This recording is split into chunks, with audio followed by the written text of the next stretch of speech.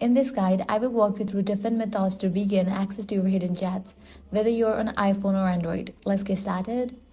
First things first, try entering some common codes. Start with the code you use to unlock your phone, like your iPhone or Android lock screen code. If that does not work, try entering your birthday or birth year.